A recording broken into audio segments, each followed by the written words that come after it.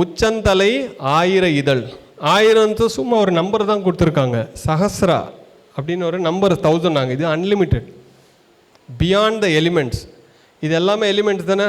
பூமி, நீர், நெருப்பு, காற்று, ஆகாயம், விளக்கு, இது எல்லாத்தையும் தாண்டினது. இதை பற்றி ஏன் தெரிஞ்சுக்கணும் அப்படின்னு பார்க்கலாம். சஹஸ்ராரம் அப்படின்றது ஐக்கியம், ஆழ்ந்த அமைதி, இறைவன், யூனியன், டீப், டிவைன். இந்த நிலைக்கு வந்தால் தான் நான் ஒரு இறைவன் அப்படின்னு உங்களுக்கு புரியும். இங்கே இருக்கிற வரையும் நீங்கள் இறைவனை பார்த்துட்டு இருப்பீங்க. இங்கே வந்தால் தான் இறைவனை உணர்வீங்க.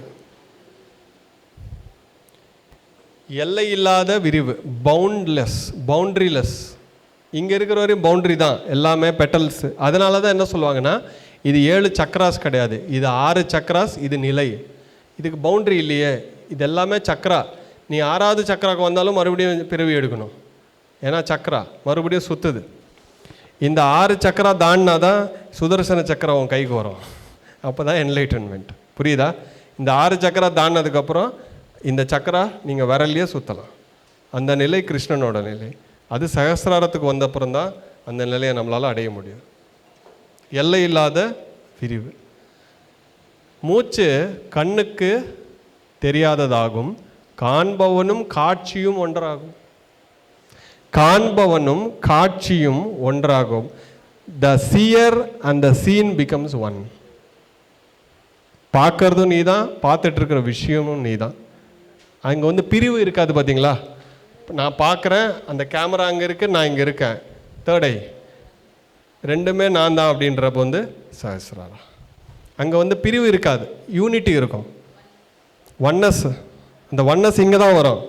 புரியுதா? யூனிட்டி இங்கே வருதா? மற்றவங்க கூட யூனிட்டி இங்கே வருது, நம்ம கூட யூனிட்டி இங்கே வருது. நான் அதுக்கு தான் சொன்னேன், இந்த 7 சக்கராவை படித்தாலே ஸ்பிரிச்சுவாலிட்டி உள்ளே இருக்குது. அப்படி நீங்கள் எந்த, இப்போ புரியுதா? வாழ்க்கையில் இருக்க எல்லாமே இங்கே இருக்கா? பஞ்சபூதங்களும் இருக்குது, எல்லா நட்சத்திர மண்டலங்களும் இருக்குது, இயற்கையும் இருக்குது, ஆன்மாவும் இருக்குது, கடவுளும் இருக்குது. நம்ம வாழ்க்கையில் இருக்கிற கஷ்ட நஷ்டங்கள், துக்கம், துயரம், கன்ஃபியூஷனு, கிளாரிட்டி, ஜெல்லஸு, எந்த விஷயம் வேணாலும், எந்த விஷயத்தை வேணாலும் சொல்லுங்கள், எல்லாமே உள்ளே இருக்குது. ஒரு சக்கராலையும் போய் உட்காருது. போய் உட்காரு தம்பினா அந்த பையன் கரெக்டாக போய் அவன் இடத்துல உட்காரானா? ஜெலசி வந்தோன்னா அது எந்த சக்கரால எந்த பெட்டலில் போய் உட்காருது?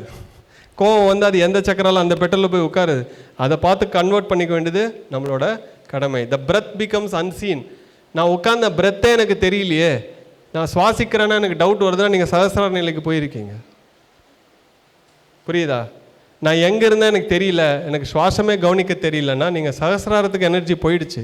த வாட்சர் வாட்ச் பிகம்ஸ் ஒன். எனக்கு ஒன்றுமே தெரியல தியானத்தில், அப்படியே எல்லாம் பிளாங்காக இருக்குன்னா சகசிரார நிலை. அது என்னமோ ப்ராப்ளம் சொல்லிட்டு இருப்பாங்க. புரியுதா? அது எதுக்கு வருது? ஸ்பிரிச்சுவல் இக்னரன்ஸால் வருது. அதாவது பைலட் பாபா அப்படின்னு ஒருத்தர் இருந்தார், கேள்விப்பட்டிருக்கீங்களா அவரை பற்றி? அவர் ஒரு வாட்டி பார்த்தேன் நான், பிரமிட் வேலிக்கு வந்திருந்தார். அவர் வந்தவுடனே எல்லோரும் போய் அவர் கால் மேலே விழுந்துட்டு ஆசீர்வாதம் வாங்கிட்டு இருந்தாங்க. அங்கே ஆசீர்வாதம் வாங்காத 2 பேர் நானும் பத்ரிஜி தான். நாங்கள் 2 பேரும் தூரமாக நின்றுட்டோம். அவர் காரில் கிளம்புறப்போ எல்லோரும் போய் காலில் விழுந்துட்டுனாங்க. அவர் என் மூஞ்சை பார்த்துட்டுனா, நான் அவர் மூஞ்சை பார்த்துட்டோம். அப்படியே சொல்லாமல் ஒரு சிரிப்பு எங்கள் 2 பேரும் மூஞ்சில். சிரிக்காமல் சிரித்து அப்படியே விட்டுட்டோம். அதுக்கப்புறம் ரூமுக்கு போனவுடனே எனக்கு சொன்னார், அவன் ஒரு யோகிடா, தியானி யோகி. நம்ம தியானி யோகி, ரிஷி, ராஜர்ஷி தானி பிரம்மர்ஷியில் இருக்கோம், நம்ம போய் யோகி காலில் விழுந்துட்டு இருக்கோம், முட்டா பசங்க இவங்கெல்லாம் சித்திருந்தார். ஏன்? ஸ்பிரிச்சுவல் அறியாமை, தெரியாது. அவன் காலில் விழுந்து என்ன வருண்டு, ஒரு பிரம்மஜானி போயிட்டு ஒரு யோகி காலில் விழுந்துட்டு இருக்கான். ஏன்? இவன் பிரம்மஜானின்னு இவனுக்கு தெரியாது. அவன் காலில் விழுந்தால் ஏதாவது வரும்னு இவன் விழுகிறான், அவனும் ஆசீர்வாதம் பண்ணுறான். ஏன்? அறியாமை. நான் யார், நான் எந்த நிலையில் இருக்கேன், என் சக்கரம் எங்கே போயிருக்கு, என்னோட அனுபவம் என்ன, நான் எவ்வளோ ஞானம் பண்ணேன், என் பாஸ்ட் லைஃப், எதுவுமே தெரியாது. எதுவுமே தெரியாது சார். நான் சிம்பதிக்காகவா சொல்கிறீங்க? ரிசர்ச் பண்ணுங்கள், ட்ரை பண்ணுங்கள், கற்றுக்குங்க. 10 பேர் கூட போய் அனுபவம் சொல்லிட்டுருங்க. நான் நிறைய தியானிகளுக்கு கூட போயிட்டே இருப்பேன். ஒருத்தர் சொல்லுவான், சார் நான் உங்கள் பாஸ்ட் லைஃப் சொல்லலான்னு, என் பாஸ்ட் லைஃப் அவன் பார்த்து சொல்லுவான். வெரிஃபை மட்டும் பண்ணால் முடிஞ்சு போச்சு. டேட்டா அவன் கொடுத்துட்டான்பா, வெரிஃபை நீ பண்ணிக்கலாமே. நீங்கள் லேண்டு வாங்க போகிறீங்க, அந்த லேண்ட் டாக்குமெண்ட்ஸ்லாம் ஒருத்தர் கொடுத்துட்டான்னா ஈஸியாக இருக்குது இல்லையா? இல்லைன்னா நீங்கள் போய் தேடிட்டு இருப்பீங்களா? கொடுத்ததை வெரிஃபை பண்ணுங்களேன். அந்த மாதிரி நம்மளை பற்றி சொல்கிறதுக்கு நிறைய பேர் இருக்காங்க. நீங்கள் போகணுமே, நீங்கள் பேசணுமே, நீங்கள் கேட்கணுமே. 2 காது இருக்குது, ஒரு வாய் இருக்குது. ஏன்? நம்ம எவ்வளோ பேசுகிறோமோ அதுக்கு டபுள் கேட்கணும், அதுக்கு டபுள் பார்க்கணும், பேச்ச கம்மி பண்ணணும். கம்ப்ளீட்டாக மௌனமாக இருந்தால் ஒன்றும் வராது. மௌனம் இம்பார்ட்டண்ட் தான். ஆனால் எப்போ பார்த்தாலும் மௌனத்தில் இருந்தால் நீங்கள் கேட்டால் தானே கொடுக்கப்படும். நீங்கள் கேள்வி கேட்டால் தானே ஆன்சர் வரும். நீங்கள் உதவி கேட்டால் தானே உதவி பண்ண போகிறாங்க. நீங்கள் பேசினா தானே நீங்கள் யாருன்னு அவனுக்கு தெரியும். நான் பேசாமல் இருந்தால் சங்கீதம் மொத்தம் வாசிச்சுட்டு போயிட்டா முடிஞ்சு போச்சு, சப்ஜெக்ட் முடிஞ்சு போச்சு. 7 சக்கராஸ் முடிஞ்சு போச்சு.